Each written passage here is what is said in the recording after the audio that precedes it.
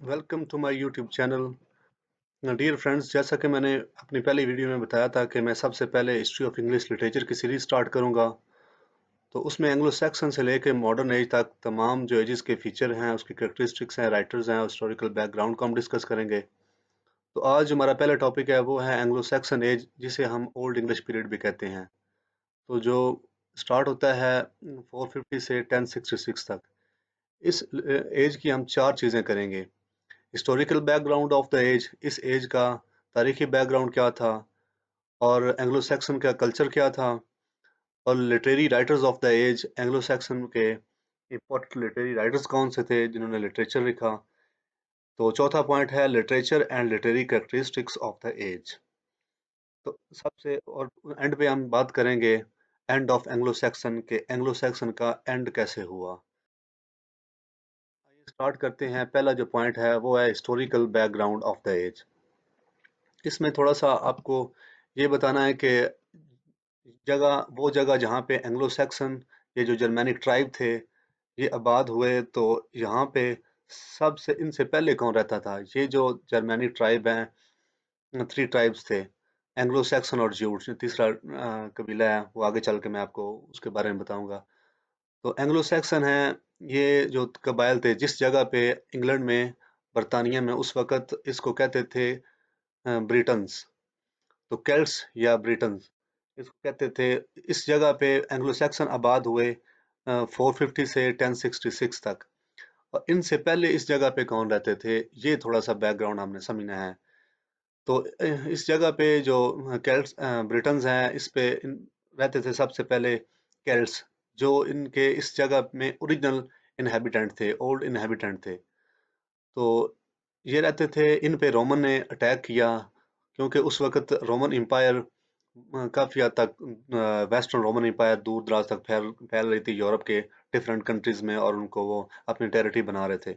इसी तरह रोमन ने 43 बीसी में इस जगह को अपनी टेरिटरी बनाया और इसको अपना एक प्रोविंस बना लिया। जैसा कि आप ये पढ़ रहे हैं, Roman Britons were the territory that became the Roman province of Britannia after the Roman conquest of Britain।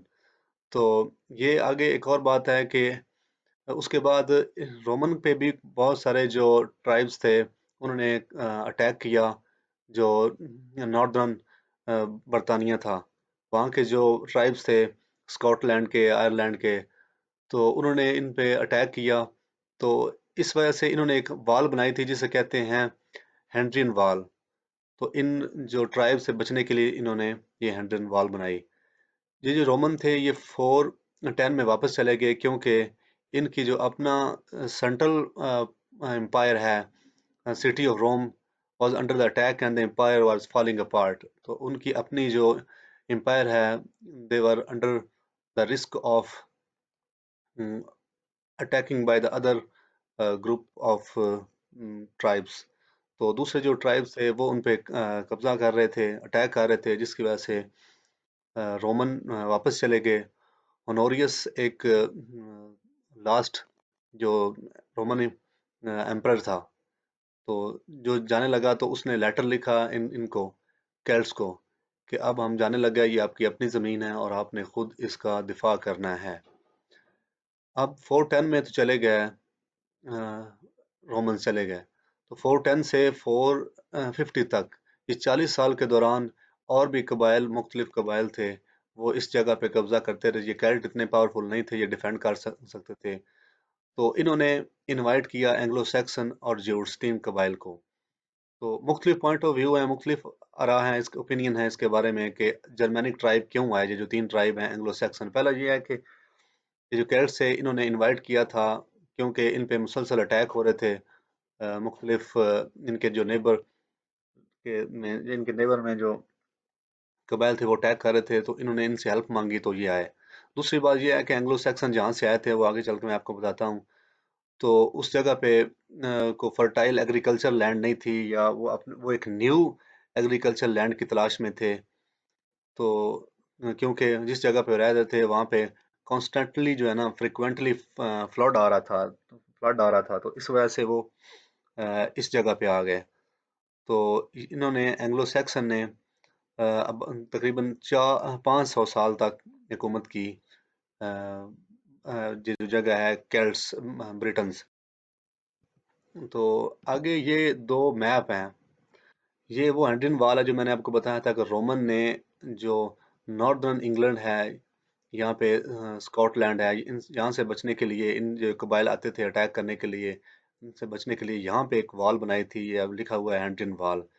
तो वो हैंड्रिन एम्परर था उस टाइम पे, तो उसने अपने नाम पे ये बनाई थी।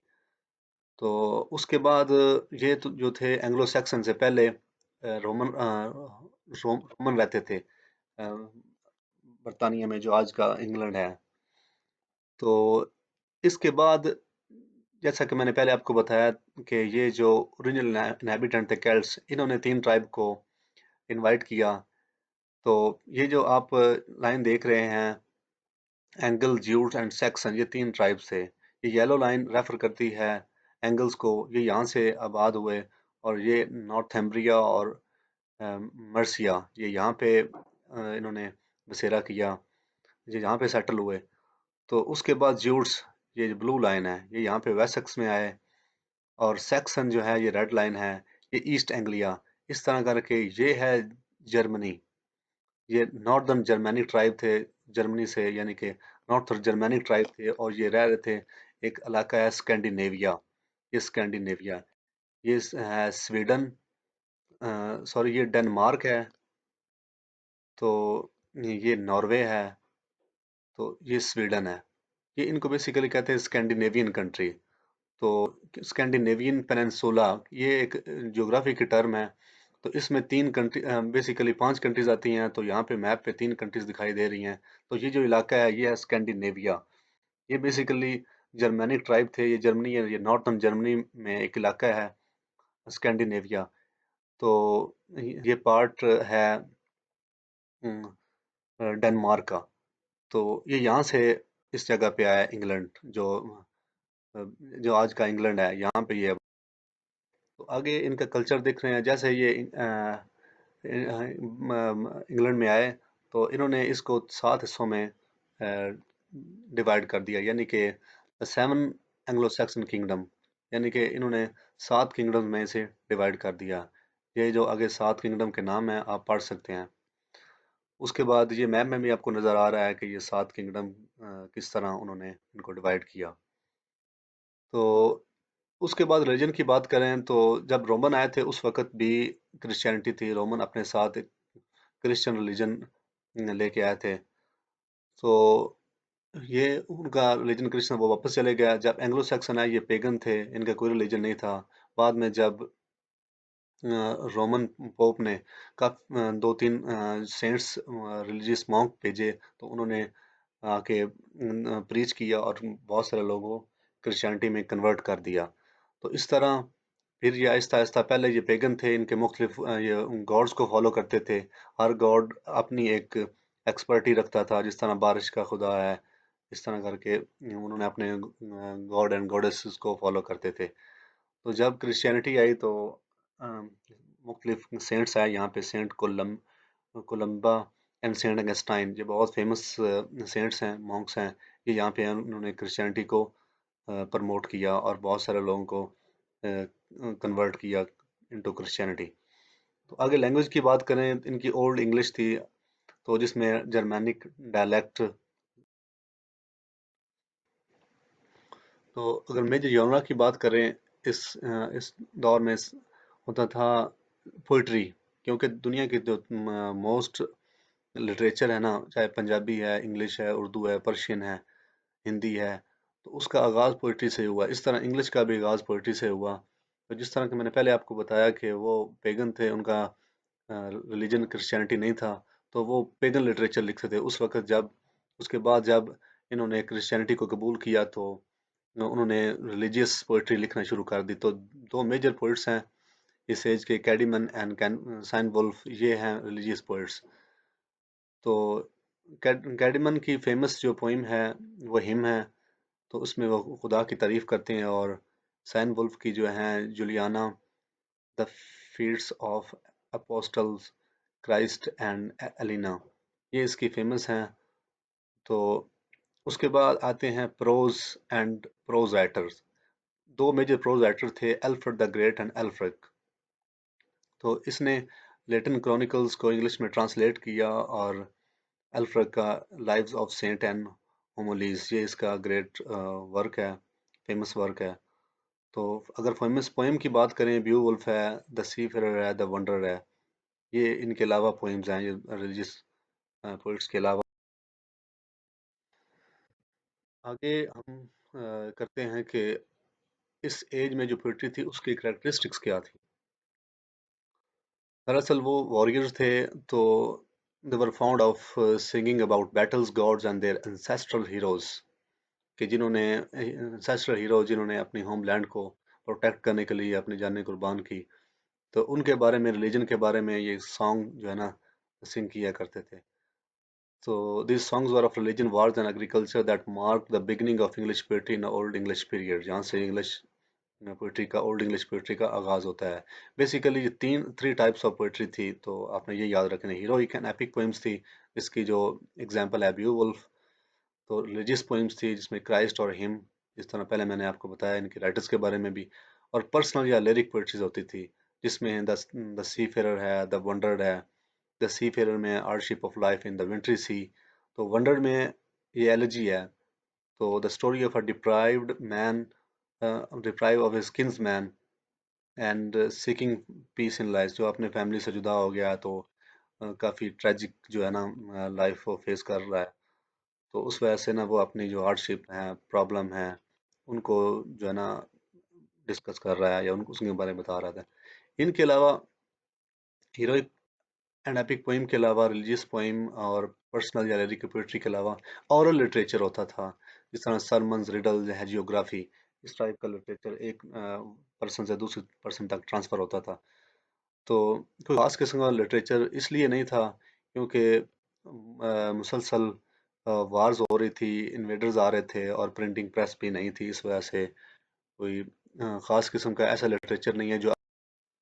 तो अब है इनके 5 मेजर प्रिंसिपल्स ऑफ लाइफ थे, इनके इर्द गिर्द इनका सारा लिटरेचर जो है ना वो घूमता है। ये मैंने दो इकट्ठे कर दिए, love for personal freedom and love for religion. ये इनका मेन प्रिंसिपल ऑफ लाइफ था। ये अपनी आज़ादी के लिए लड़ते थे, और रिलीजन के बारे में ये प्यार करते थे उनसे, रिलीजन के लिए भी ये अपनी जान कुर्बान करना जानते थे। Appreciation for womanhood, responsiveness to nature, the struggle for glory. ये 4-5 इनके मेन प्रिंसिपल ऑफ लाइफ थे, जिसके गिर्द इनकी जो है कैरेक्टर की क्वालिटी को जज किया जाता था, इनकी लिटरेचर को जज किया जाता था। अब ये है कि end of Anglo Saxon age, Anglo Saxon का एंड कैसे हुआ, इसको डिटेल में हम अगली ये जो एंग्लो नॉर्मन है उसमें डिस्कस डिस्कस करेंगे। यहाँ पे थोड़ा सा मैं आपको बता देता हूँ कि एंग्लो सैक्सन का एंड ऐसे हुआ कि जो लास्ट एंग्लो सैक्सन किंग था, Harold Godwinson, he was defeated by William the Conqueror. ये एंग्लो नॉर्मन जो हैं, उनका ये विलियम ड्यूक था। ये नॉर्मन फ्रांस से आया है, फ्रांस का इलाका है नॉर्मैंडी, वहाँ से आया है। तो वहाँ से विलियम अपनी फौज लेके आया, तो उसने एंग्लो सैक्सन पे अटैक किया, और उनका जो लास्ट किंग था हैरोल्ड गॉडविंसन, उसको शिकस्त थी 1066 में। उसने बैटल इसके साथ एक वार इसके साथ लड़ी, इसका नाम है बैटल ऑफ हेस्टिंग। इस तरह करके एंड हो गया इसका एंग्लो सैक्सन एज का। तो आगे जो एज आएगी एंग्लो नॉर्मन 1066 से ऑनवर्ड, वो आपको अगले लेक्चर में बताई जाएगी। watching my YouTube channel. I request you to please subscribe, like, and share with your friends. Thank you.